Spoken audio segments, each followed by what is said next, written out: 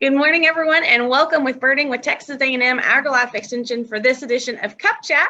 And today we have special guest Terry Hibbitts joining us to talk about beyond the birds as we look at dragonflies and butterflies. So, Terry, tell us a little bit maybe about your background. And we know that you're a Birding with Extension team member. You serve as a birding buddy for multiple years with Birding with Extension, so we're glad to have you on. But give us a little bit about your background, Terry.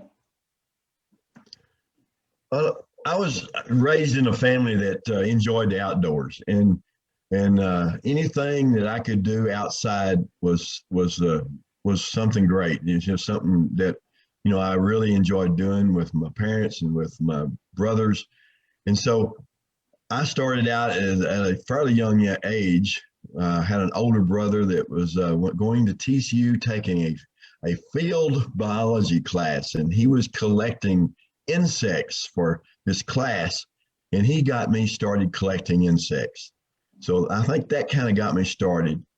Then I went into reptiles and amphibians, and then I started looking at birds a little bit, and I didn't start dragonflies until 2008. But anyway, so it's just something that I've always enjoyed, everything outside and doing things that require a little bit of knowledge. And I was one of those that always wanted to know why or what was this, what was that, and start looking up information about these things that I was finding.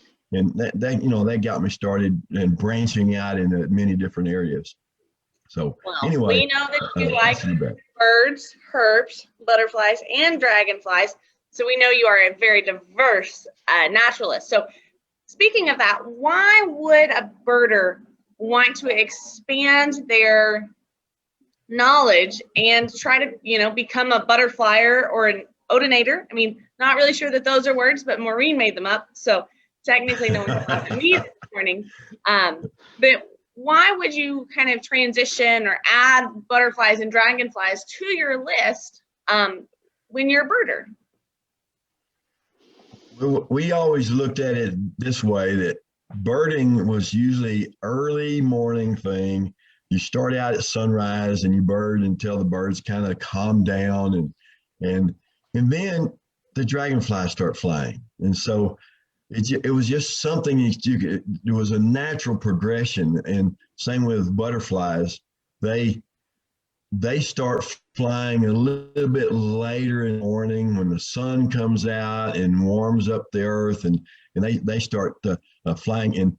And so if you wanted to continue to do something outside and instead of go back to bed, we would start looking at other critters. And so that was one of the things. And we always did reptiles, especially snakes, at night, and you chase them at night, and you do birds early in the morning, and you can do butterflies and dragonflies during the daytime. And so that's just, kind of a logical progression. But, gotcha. So you can be outside all day if you do all of them. Yeah, of course you wear yourself out, but yes. There might be a nap at some point. Snack time and lunch, all of the above. Snack time, yes, exactly. If you are joining us today, comment, let us know where you are joining from. We'd love to know who is watching with us this morning. So do you need any other tools? So like with birding, you typically carry a binoculars, field guide, if it's on your phone. What kind of tools do we need to go butterflying? The same tools. Coordinating? Okay, the same tools you use for birding. Close focusing binoculars are really handy. If you see a dragonfly or a damselfly or a butterfly in a distance and you can't really tell what it is, you look at it through the binoculars, and then you decide if it's something you want to try to sneak up on, or what I'd say, kind of hunt. You target that animal and you try to go in after it, and then you pull out your same equipment that you use for your birds. Good camera that has a telescoping lens like this one, or a lot of people now are going to those bridge cameras that like the 65X Canon that they have in Olympus, that are real lightweight and easy to use. Once you learn how to focus them properly, they're really good. And I saw a lot of the birders on our birding extension trip, or birding the border, that you were using those small cameras and were getting excellent photographs from them. So whatever you're comfortable in using, you just keep using the same camera that you were using for birding. And so it transitions very easily from taking pictures of birds down to taking pictures of dragonflies. We even got Brian hooked on that a little bit down in South Texas one trip. And he's taking pictures of dragonflies just with us too.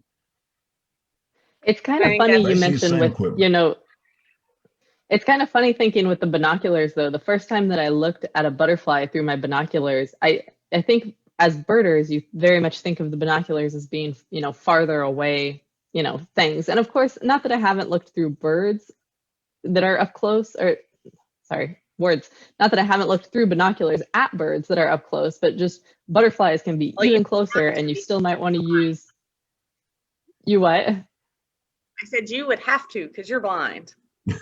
Well, that's true. I do.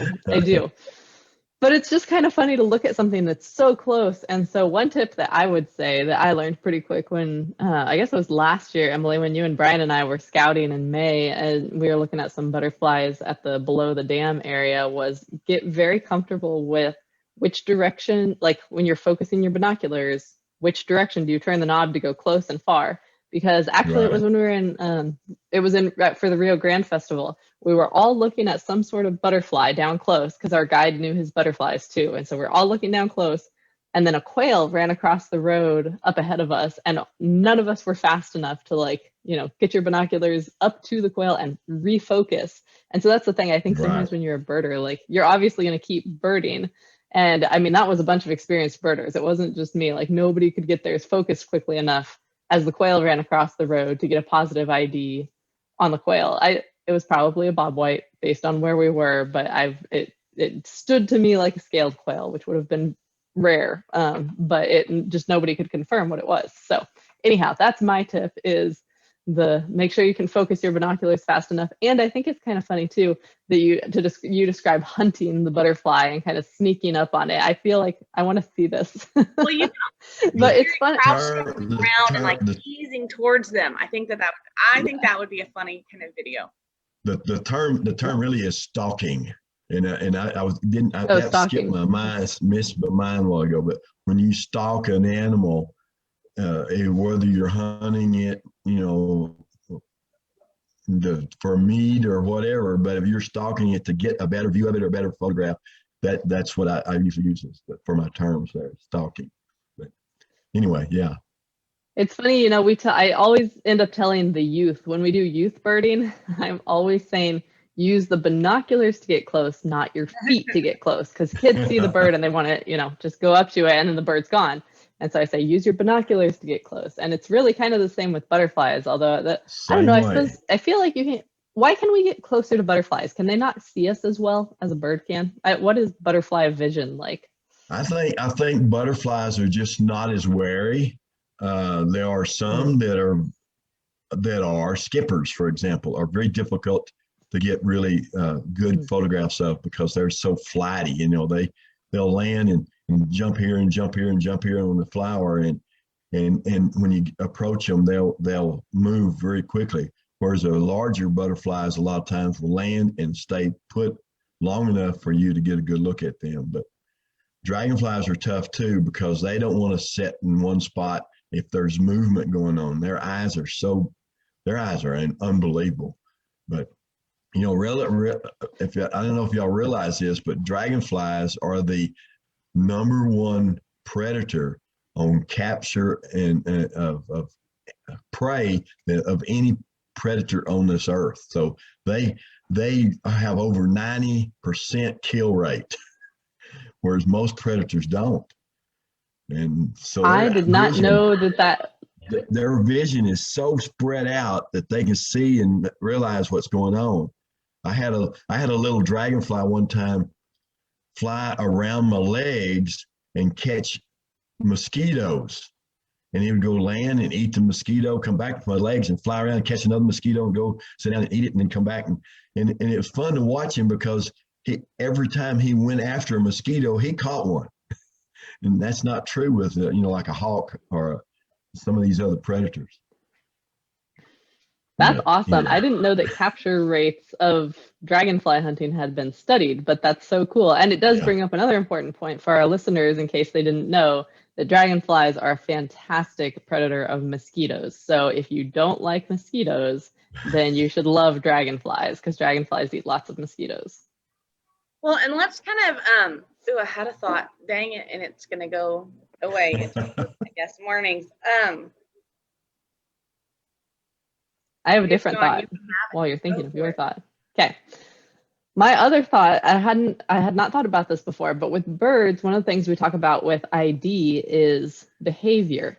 Oh, is that yours, Emily? No, but I remember You're now. muted. Dang it. You can share today. I can keep going. Okay, thanks.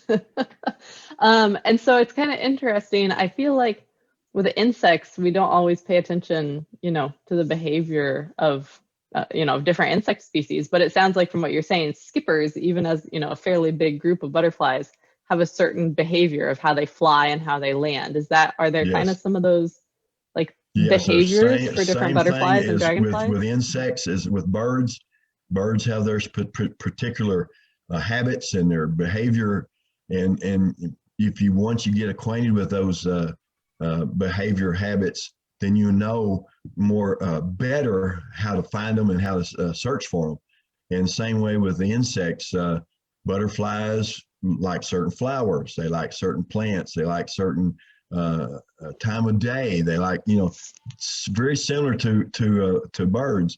And dragonflies especially, you have certain dragonflies that feed on the wing. They don't land very often. So you got to really pay attention to those critters to find out where they're going to be and where they're going to land, where you can get photographs of them, unless you're a really good photographer and can catch them in flight, which is difficult, very difficult. But anyway, yes, the behavior is very important.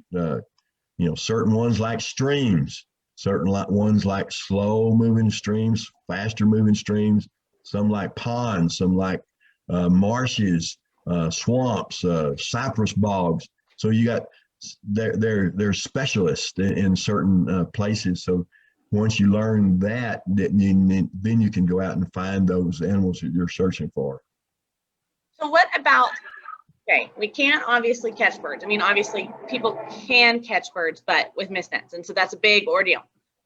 What is the policy or procedures if you wanted to catch a dragonfly or butterfly? Is that a no-no while butterflying and dragonflying? It depends on where you're at. If you're in a park, it's a no-no. You don't capture anything in a park unless you get a permit. I know some of the parks will allow permits for collecting if there is certain research that's needed on certain species, but the insect people are a little bit more lax on collecting than others because, really an insect's going to live just a few months, or not even a few months, a few weeks, and then they die as an adult. And so capturing a few of those really doesn't make much difference because they're going to die in a few weeks anyway. But a lot of times we will capture one if there's one that flies, it's consistently flies, and you can't get a decent photograph of it. You can catch it, cool it down a little bit, take pictures of it. When it warms up, it flies away. I'm not one of the ones that like to capture them very often. There are some that do add to collections, at universities and so forth. But I like to get the photographs of them and let them go. And so that's one thing, that's me. And most of the guys I run around with are that way too. So. Gotcha. Completely understand. Maureen, any other thoughts before I move on to my next question? Before my next thought? Okay. Nope. You're good. So let's talk a little bit about identification. So one thing that we talk about birders and being a birder, we talk about bird ID a lot, understanding the parts of the bird, understanding those color patterns, those shapes, those sizes. We make that case for ID. See how I did that, Maureen? I tied in our tagline, making a case for ID. Good. It was good. And so how is that different, or is it not different than looking at identification of butterflies and dragonflies? Back at the turn of the century, the 2000, 2001, 2002, whatever, there was only one book out on dragonflies and damselflies. There were a few on butterflies, but there was only one really decent book out. And then John Abbott started working at UT, and he came out with a couple of books. These are, let me get them a little closer here. These are put out for UT Press. One is on dragonflies, and this one's on damselflies. And these came out, and then now there's books after book after book after book on dragonflies. As a matter of fact, certain states will have their own dragonfly book. Like these are Texas, and if the serious dragonfly people will have several of those books. Then there's a guy up in the Northwest, his name is Dennis Paulson, that has written 2 books, one on the East, one on the West, of all of the dragonflies in the United States. So this has really become very useful. And then there's the same thing like birds. There's sites on the computer where you can go to and look at certain people's images that they have produced and view those. I've got a website that has probably 500 different species of dragonflies on it. So there's several people like that, and so it's much easier now to identify them than it used to be. And then there's groups. Okay, so now I have the big question for all of our listeners out there that don't know. What is the difference between a damselfly and a dragonfly? I want to hear what Terry says, but then I have a fun way to remember it. Normally, most often, dragonflies will land. When they land, they have their wings out. They have their wings out, and sometimes they'll set them back a little bit or forward a little bit, but they're spread out. A damselfly, when it lands, folds its wings up behind its back. There's a few exceptions to that, but most of them fold their wings behind their back. Then another thing is their eyes. The damselfly eyes are separated apart from one another, and there's a gap in between the two set of eyes, whereas dragonflies' eyes either touch or almost touch, and they're much bigger for the body than that. They are technically 2 different species? Well, different species. No, 2 different. Help me here, like Maureen. Dragonflies versus damselflies are different at what level of classification? Yeah. Are they different? They're basically, if you're in Europe, they're all dragonflies. Oh, okay. Yeah, in Europe, they say they're all dragonflies. You just have different varieties of those. And damselflies are usually smaller. They're more fragile, I guess. They flitter around a little bit more than a dragonfly is more direct in its movement and its flight. And damselflies are more kind of flighty. They bounce around and jump around. It's not as straightforward flying. Now, as a predator, they're just as aggressive. The larvae are very, very aggressive, and I think Alien was taken after a dragonfly larvae. The movie Alien, with the mouth part that comes out like this and grabs the prey, because that's the way damselfly larvae do. But anyway, they're superficially quite a bit different in small parts, small things, but not over the whole big picture. They're very similar. But I don't know. So I want to share. Well, I just want to share how I teach like kids to remember the dragonfly Right. versus damselfly thing. And also, I have to say, now I have an idea for a whole nother beyond birds topic to talk about, like aquatic insects, because Right. as Terry said, these larvae are they're aquatic, and so you've got dragonfly larvae and damselfly larvae that you can find in a pond, and they are ferocious. I mean, if you get a big enough dragonfly larvae and a small enough tadpole, they'll take down a tadpole or a small fish, like Or a no small big deal. fish. No big deal. Anyhow, so the thing I like to say for dragonflies versus damselflies is exactly based on, like you were saying, holding their wings. Dragonflies hold theirs out like a dragon that's hunting, so it's like very ominous, like I'm going to get you because I'm a dragonfly. And a damselfly, just they do look more dainty. And so if you think of a damsel, like a damsel in distress, being ladylike, and she'd have her legs crossed. Now they don't cross their wings, they just put them together. But you can think about sitting ladylike and putting your wings like this as opposed to like on the hunt. That's how I remember dragonflies versus damselflies. Yeah. Aren't you cute? Yeah, there's some damselflies that are called spread wings, and they will not fold them behind their back, but they'll hold them backwards a little bit, kind of angle backwards, so that they're still a damselfly, but there's a few of those out there too. But they're easy to distinguish. Now, can we distinguish males versus females like we can birds with their color patterns and things like that? We can. Yes. In most damselflies and dragonflies, the males are the good-looking one, Just like and the females are more drab. But it's not always the case. The other day, I photographed a damselfly that the female was bright red with a dark stripe down its thorax. Was one of the best-looking damselflies I'd seen. The male is completely different colored though. So the color in the dragonflies particularly, now butterflies it's not that way as much, but in dragonflies the males are usually have the showy colors, and they like to show off to the females to attract the females.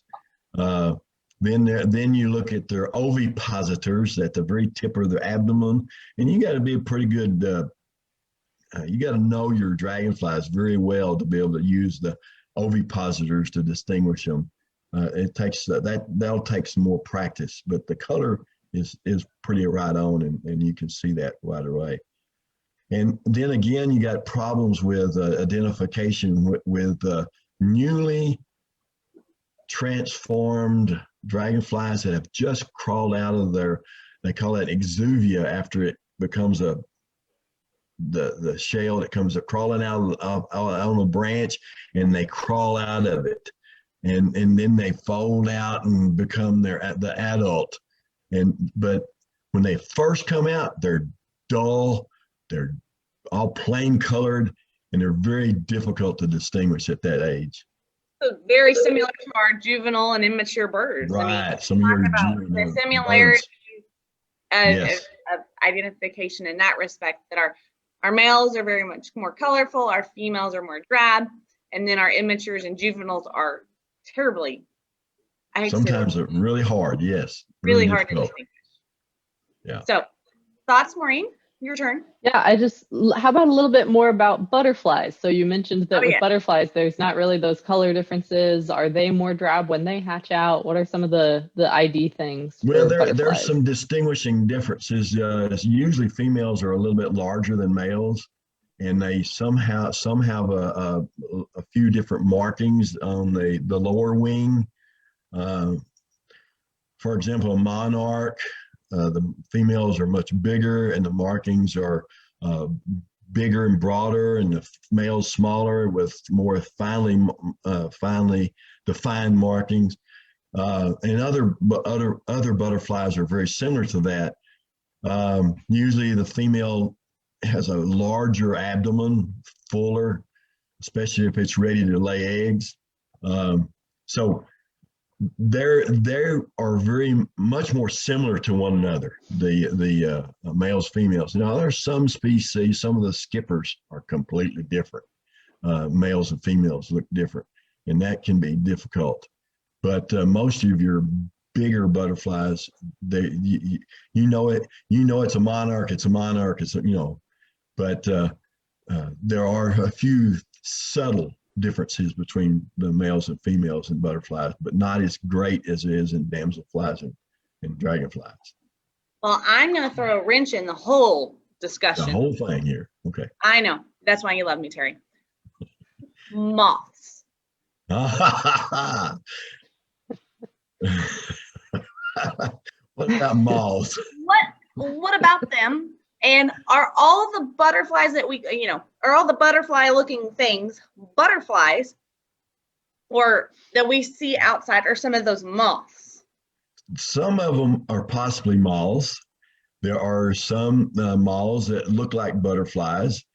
There are a few butterflies that look like moths. Some of the differences is on their antennae. The antennae of a butterfly is usually a straight with very few bristles on them, or none. Moths usually have bristles and are feathery like on their antennae. The moths are,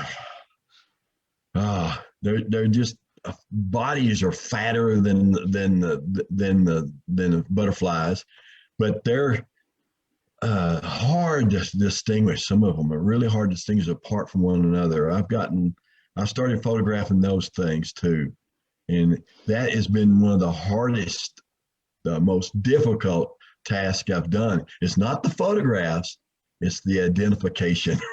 So they can be a very, very big challenge. Is there anything you don't do? You are photographing moths, you are a herper, dragonflies, and a birder. I just am not sure, what are you going to add next? Well, what I do is, what I tell people, this is what I like to do. I like to photograph. So anything that gets in the way of my camera, I take a picture of it. That can be plants, that can be, animals, it can be insects. Another big thing now, people are taking lots of photographs of robber flies. You know what a robber fly is? I do know what a robber fly is. Why? Now, you didn't know what they are, but they're a big predator too. And they're so photogenic.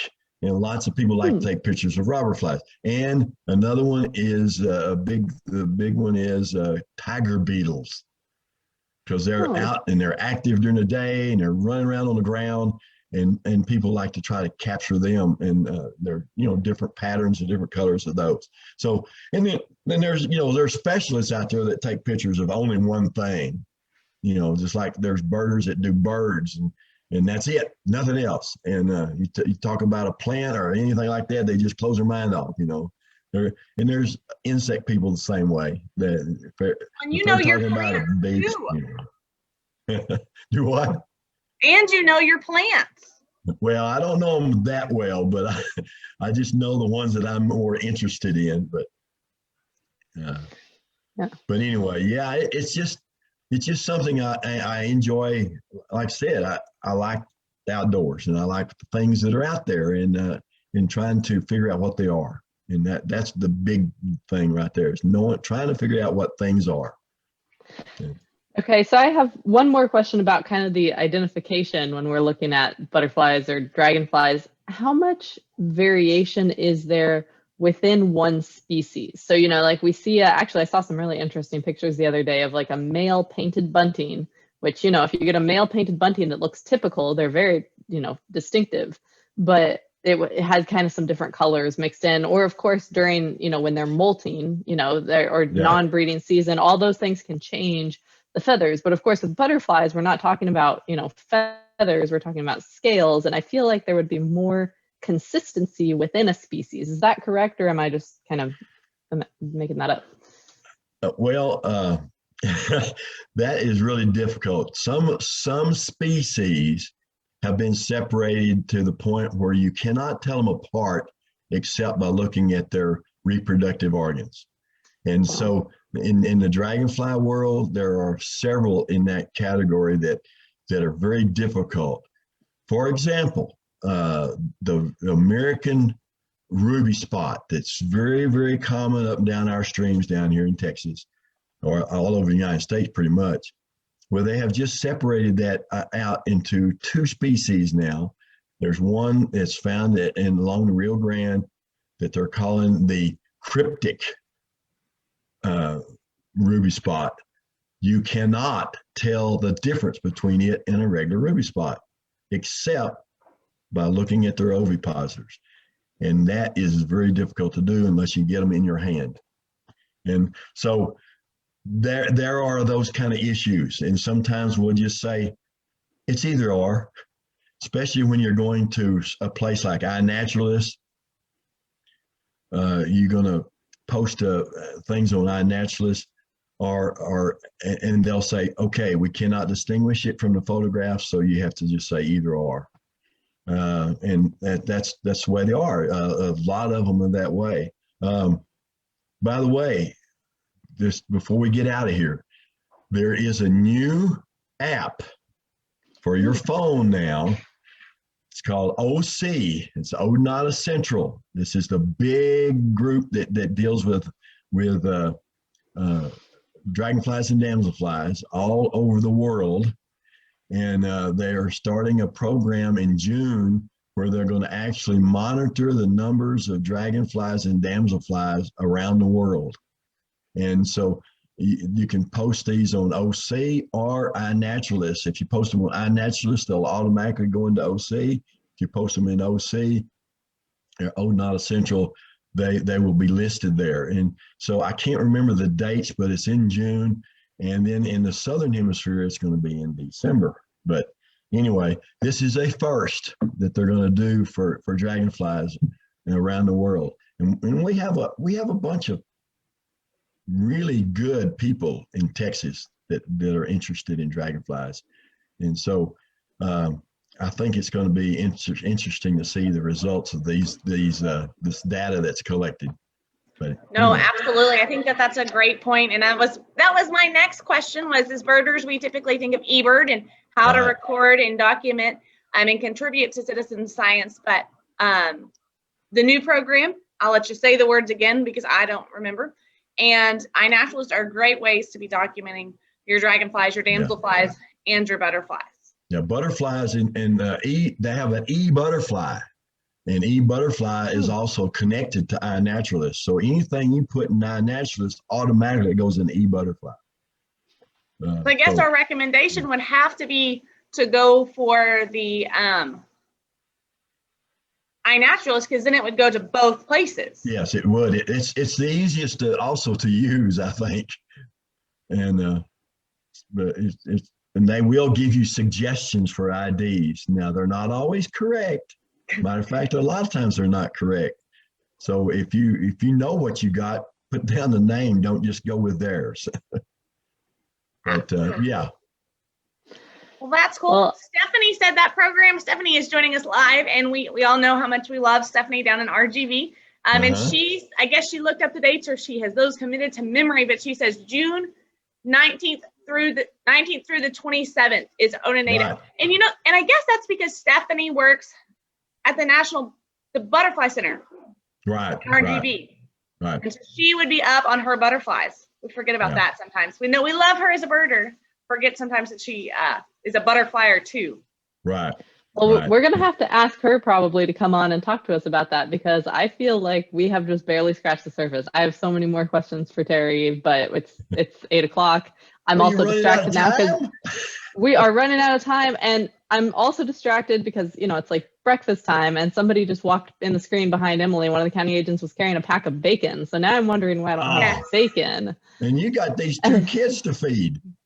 I know, and I don't have any bacon for them. So yes, I am with a bunch of county agents, as y'all can tell, and it is morning, and everybody's up and trying to come get coffee. So I am going to have to duck out a little bit, but it has been super fun, Terry, to kind of go through and talk about butterflies and dragonflies with you. Speaking of which, I hope everyone has noticed Terry's shirt. He is wearing a dragonfly shirt. He may not have brought a cup to Cup Chat, but he has. Oh, he did have a cup. Oh, he does have his cup. We just kept him talking so much that he didn't get to show his cup. His is tea. There you go. Mine is coffee. I'm back on my Starbucks caramel macchiato creamer. Let's be all real. So I've enjoyed that. So Anyways, Okay, wait, but so I have to ask, what species are on your shirt? Well, these are from the worldwide, so there's a lot of them I have no clue what they are, but they are numbered. But Troy got this for me, and but they didn't send a key or a list of what each one was, numbered, and I haven't taken the time to look them all up. That's funny. All right. Well, everybody comment if you enjoyed Beyond Birds, because we have other things that we can talk about every so often. We won't do it very often. As I mentioned, knowing that Stephanie is down at the International Butterfly Center, we might have to have her come back on and talk more about butterflies, because seriously, I feel like we could talk for hours. I have so many questions and things I'm so interested about with this. So everybody who's watching, comment. So I know we could all be here for a long time. So, but everybody comment if you liked doing Beyond Birds. Let us know, and every so often we'll sprinkle in something Beyond Birds. And I'm going to try to find someone who has like a microscope camera that we could get so we could look at aquatic insects, because that would be so cool. Because seriously, dragonfly larvae are like the most hardcore things ever. Well, there's some good internet videos of those feeding. So are there? Anybody's interested, they can go to the internet and look that up. Okay, I'm gonna find those. That would be super cool. Well, it is 8:07. Everybody has to get on with their Wednesday. So happy Cup Chat. Thank you so much, Terry, for joining us. We've super appreciated it. Maureen, thanks for all your awesome thoughts as an addition to. But I won't see you next. Well, maybe we will see if I will see you next week on Cup Chat. But Maureen will be back with Cup Chat next week. And our guest next week is. We don't have a guest. We don't have a guest yet. Week. She's working on that one. I didn't know if that was the one you had nailed down or. No. We don't have a guest. We don't need a guest. I'm the guest. You're the guest. I'm teaching the lesson. So it's just going to be just you on Cup Chat? Well, I'm going to find somebody else to discuss this with, because I know it's more exciting when there's like a chat. Yeah. Otherwise, I'm just chatting with myself. So that I haven't worked out yet. That guess I have to work out. But I'm teaching. I thank you guys for what y'all do. Y'all are much appreciated in this part of the country and this part of the state. And I really want to thank y'all for what y'all do. Oh, thank you, Terry. That's so sweet. Thank you, Terry. We love you. We appreciate you too. Yeah. So we put our volunteers to a lot of hard work. So thank you for putting up with us. We do. We do always.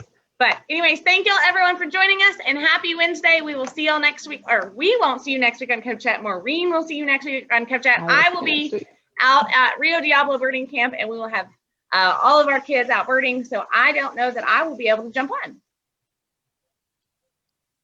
All right. Have a good Wednesday, guys. Hold on. Bye. Got to turn off.